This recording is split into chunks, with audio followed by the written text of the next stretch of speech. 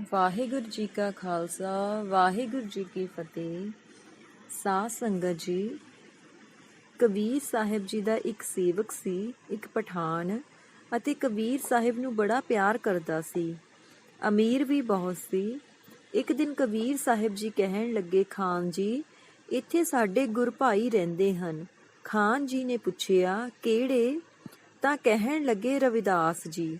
ਪੁੱਛਣ ਲੱਗੇ, ਕਿ ਸੱਚਮੁੱਚ ਉਹ ਤੁਹਾਡੇ ਗੁਰ ਭਾਈ ਹਨ? ਕਬੀਰ ਜੀ ਨੇ ਕਿਹਾ, ਹਾਂ ਜੀ। ਖਾਨ ਜੀ, ਕੀ ਤੁਸੀਂ ਉਹਨਾਂ ਦੇ ਦਰਸ਼ਨ ਨਹੀਂ ਕੀਤੇ? ਖਾਨ ਜੀ ਨੇ ਕਿਹਾ, ਕਬੀਰ ਜੀ, ਮੈਂ ਤਾਂ ਸਿਰਫ ਤੁਹਾਡੇ ਹੀ ਦਰਸ਼ਨ ਕੀਤੇ ਹਨ, ਮੈਨੂੰ ਹੋਰ ਕੋਈ ਲੋੜ ਹੀ ਨਹੀਂ। ਕਬੀਰ ਜੀ ਨੇ ਕਿਹਾ, ਨਾ ਖਾਨ ਜੀ, ਇਸ ਤਰ੍ਹਾਂ ਨਹੀਂ ਕਹਿਣਾ। ਉਹ ਤਾਂ ਬਹੁਤ ਪਹੁੰਚੇ ਹੋਏ ਹਨ, ਜਾਓ ਤੁਸੀਂ ਉਹਨਾਂ ਦੇ ਦਰਸ਼ਨ ਕਰਕੇ ਆਓ। ਜੇ ਮਹਾਤਮਾ ਕਿਸੇ ਨੂੰ ਵਰਜਦਾ ਹੈ ਤਾਂ ਉਹ ਇਸ ਤਰ੍ਹਾਂ ਨਹੀਂ ਵਰਜਦਾ ਕਿ ਉਹਦਾ ਦਿਲ ਟੁੱਟ ਜਾਏਗਾ ਤੇ ਕਿਧਰੇ ਹੋਰ ਚਲਾ ਜਾਏਗਾ। ਮਹਾਤਮਾ ਨੂੰ ਕੀ ਲੋੜ ਹੈ? ਕੋਈ ਲੋੜ ਨਹੀਂ ਉਸ ਨੂੰ ਕਿਸੇ ਚੀਜ਼ ਦੀ। ਮਹਾਤਮਾ ਨੂੰ ਤਾਂ ਕੇਵਲ ਇਹ ਲੋੜ ਹੈ ਕਿ ਕਿਧਰੇ ਗਲਤ ਰਸਤੇ ਨਾ ਪੈ ਜਾਵੇ, ਕਿਉਂਕਿ ਕੋਈ ਕੱਚਾ ਮਨੁੱਖ ਆਪਣੇ ਆਪ ਨੂੰ ਮਹਾਤਮਾ ਤਾਂ ਕਹਾ ਲੈਂਦਾ ਹੈ, ਪਰ ਆਪ ਅਜੇ ਉਸ ਅਵਸਥਾ ਤੇ ਪਹੁੰਚਿਆ ਨਹੀਂ ਹੁੰਦਾ।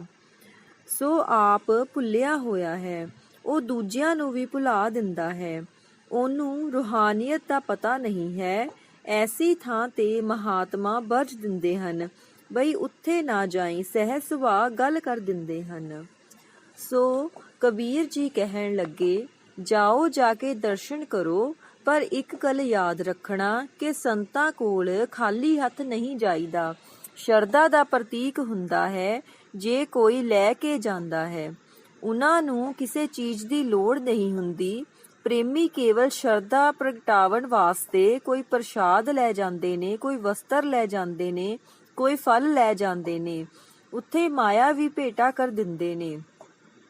ਸੋ ਖਾਨ ਸਾਹਿਬ ਘਰ ਆ ਗਿਆ ਤੇ ਸਲਾਹ ਕਰਨ ਲੱਗਾ ਕਿ ਕਬੀਰ ਸਾਹਿਬ ਦਾ ਹੁਕਮ ਹੈ ਕਿ ਸੰਤਾਂ ਕੋਲ ਖਾਲੀ ਹੱਥ ਨਹੀਂ ਜਾਈਦਾ। ਸੋ ਮੈਂ ਰਵਿਦਾਸ ਜੀ ਦੇ ਦਰਸ਼ਨ ਕਰਨ ਜਾਣਾ ਹੈ। ਘਰ ਵਿੱਚ ਸਲਾਹ ਕੀਤੀ ਕਿ ਘਰ ਵਿੱਚ ਜੋ ਸਭ ਤੋਂ ਕੀਮਤੀ ਹੀਰਾ ਪਿਆ ਹੈ, ਮੈਂ ਉਹ ਲੈ ਜਾਂਦਾ ਹਾਂ। ਮਨ ਵਿੱਚ ਥੋੜਾ ਜਿਹਾ ਅਭਿਮਾਨ ਵੀ ਆ ਗਿਆ ਕਿ ਮੈਂ ਤਾਂ ਕਬੀਰ ਸਾਹਿਬ ਦਾ ਸੇਵਕ ਹਾਂ। ਕਿਧਰੇ ਰਵਿਦਾਸ ਜੀ ਇਹ ਨਾ ਕਹਿਣ ਕਿ ਕਬੀਰ ਸਾਹਿਬ ਦਾ ਸੇਵਕ ਹੈ, ਖਾਲੀ ਹੱਥ ਆ ਗਿਆ ਹੈ।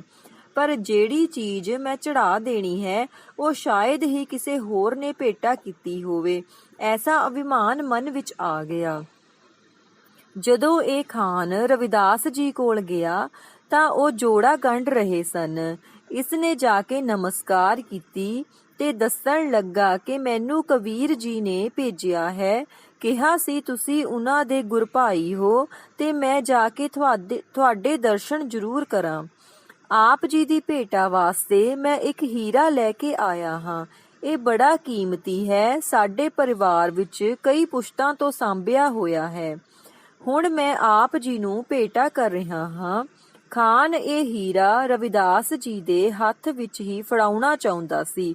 ਰਵਿਦਾਸ ਜੀ ਨੇ ਅੱਗੇ ਹੱਥ ਕੀਤਾ, ਹੀਰਾ ਫੜ ਕੇ ਉੱਥੇ ਸੁੱਟ ਦਿੱਤਾ ਜਿੱਥੇ ਚਮੜੇ ਦੀਆਂ ਪਚਰਾਂ ਜਹੀਆਂ ਟੋਏ ਵਿੱਚ ਸੁੱਟਦੇ ਸਨ, ਕਿਉਂਕਿ ਸਾਰਾ ਦਿਨ ਸੁੱਟੀ ਜਾਂਦੇ ਸਨ।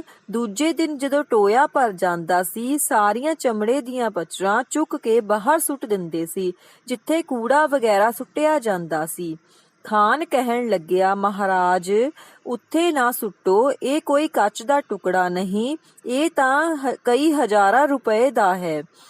ਰਵਿਦਾਸ ਜੀ ਕਹਿਣ ਲੱਗੇ, ਖਾਨ ਸਾਹਿਬ, ਤੁਸੀਂ ਸਾਨੂੰ ਦੇ ਦਿੱਤਾ ਹੈ, ਸੋ ਅਸੀਂ ਉੱਥੇ ਰੱਖ ਦਿੱਤਾ ਹੈ। ਖਾਨ ਨੇ ਇਹ ਗੱਲ 5-7 ਵਾਰੀ ਦੁਹਰਾਈ। ਜਿਹੜੇ ਬਾਕੀ ਬਚਨ ਕਰਨੇ ਸੀ ਸਾਰੇ ਹੀ ਭੁੱਲ ਗਿਆ। ਬਸ ਉਸ ਨੂੰ ਹੀਰੇ ਦਾ ਹੀ ਧਿਆਨ ਰਹਿ ਗਿਆ ਕਿ ਰਵਿਦਾਸ ਜੀ ਨੇ ਚੁੱਕ ਕੇ ਸੁੱਟ ਦਿੱਤਾ ਹੈ। ਕੱਲ ਨੂੰ ਬਾਹਰ ਚੁੱਕ ਕੇ ਸੁੱਟ ਦੇਣਗੇ, ਫਿਰ ਪਤਾ ਨਹੀਂ ਕਿਸ ਦੇ ਹੱਥ ਆ ਜਾਵੇਗਾ। ਕਬੀਰ ਸਾਹਿਬ ਕੋਲ ਆ ਜਾਂਦਾ ਹੈ। ਕਬੀਰ ਸਾਹਿਬ ਜੀ ਨੇ ਪੁੱਛਿਆ, ਖਾਨ ਜੀ, ਦਰਸ਼ਨ ਕਰ ਆਏ ਹੋ? ਕਹਿਣ ਲੱਗਿਆ, ਹਾਂ ਜੀ, ਕਰ ਆਇਆ ਹਾਂ। ਕਬੀਰ ਜੀ ਨੇ ਕਿਹਾ, ਸੰਤਾਂ ਦੇ ਦਰਸ਼ਨ ਕਰਕੇ ਤਾਂ ਚਿਹਰੇ ਤੇ ਖੇੜਾ ਆਉਂਦਾ ਹੈ, ਪਰ ਤੁਸੀਂ ਤਾਂ ਮੁਰਝਾਏ ਪਏ ਹੋ, ਕੀ ਗੱਲ ਹੈ? ਖਾਨ ਕਹਿਣ ਲੱਗਾ ਕਿ ਮੈਂ ਆਪ ਜੀ ਦਾ ਬਚਨ ਮੰਨ ਕੇ ਦਰਸ਼ਨਾਂ ਨੂੰ ਗਿਆ ਤੇ ਇੱਕ ਨਾਲ ਹੀਰਾ ਲੈ ਗਿਆ, ਜੋ ਕਿ ਸਾਡੀਆਂ ਪੁਸ਼ਤਾਂ ਵਿੱਚ ਬਹੁਤ ਦੇਰ ਤੋਂ ਸੰਭਾਲਿਆ ਹੋਇਆ ਸੀ। ਪਰ ਜਦੋਂ ਮੈਂ ਰਵਿਦਾਸ ਜੀ ਨੂੰ ਭੇਟ ਕੀਤਾ ਤਾਂ ਉਹਨਾਂ ਨੇ ਇੱਕ ਟੋਏ ਜਿਹੇ ਵਿੱਚ ਸੁੱਟ ਦਿੱਤਾ, ਜਿੱਥੇ ਚਮੜੇ ਦੀਆਂ ਪਚਰਾਂ ਸੁੱਟਦੇ ਸਨ। ਕਬੀਰ ਜੀ, ਮੈਨੂੰ ਮਾਫ਼ ਕਰਨਾ, ਮੈਂ ਤਾਂ ਉਹ ਆਪ ਦੇ ਚਰਨਾਂ ਵਿੱਚ ਵੀ ਭੇਟ ਨਹੀਂ ਸੀ ਕੀਤਾ। ਕਬੀਰ ਜੀ ਕਹਿਣ ਲੱਗੇ ਕਿ ਤੁਸੀਂ ਦੱਸਣਾ ਸੀ ਖਾਨ ਸਾਹਿਬ। ਕਹਿਣ ਲੱਗਾ ਕਿ ਮਹਾਰਾਜ, ਮੈਂ ਤਾਂ ਦੱਸਿਆ ਸੀ। ਕਬੀਰ ਜੀ ਕਹਿਣ ਲੱਗੇ, ਤੂੰ ਚੰਗੀ ਤਰ੍ਹਾਂ ਦੱਸਣਾ ਸੀ।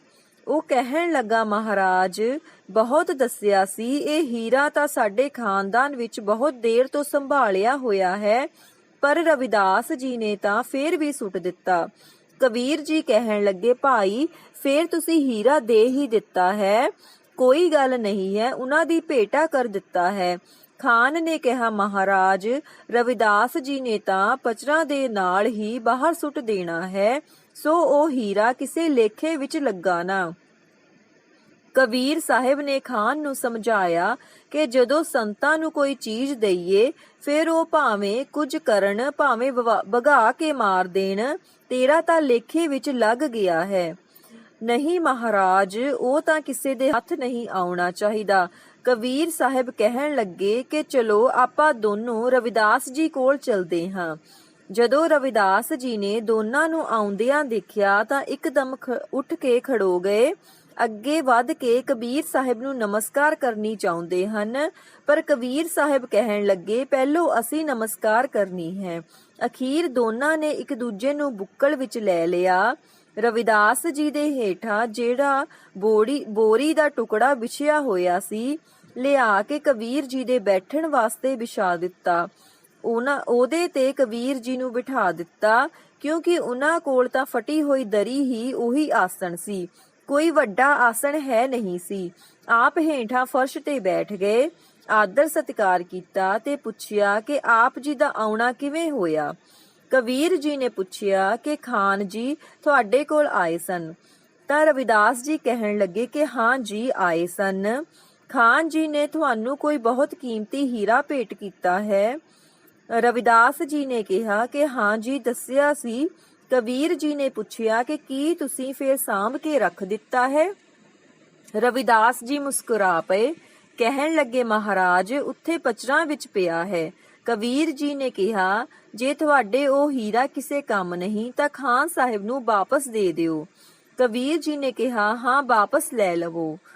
ਉਹ ਟੋਇਆ ਕਾਫੀ ਡੂੰਘਾ ਸੀ, ਜਿੱਥੇ ਕਈ ਦਿਨ ਦੀਆਂ ਪਚਰਾਂ ਇਕੱਠੀਆਂ ਹੋ ਜਾਂਦੀਆਂ ਸਨ, ਫਿਰ ਬਾਹਰ ਸੁੱਟ ਦਿੰਦੇ ਸਨ।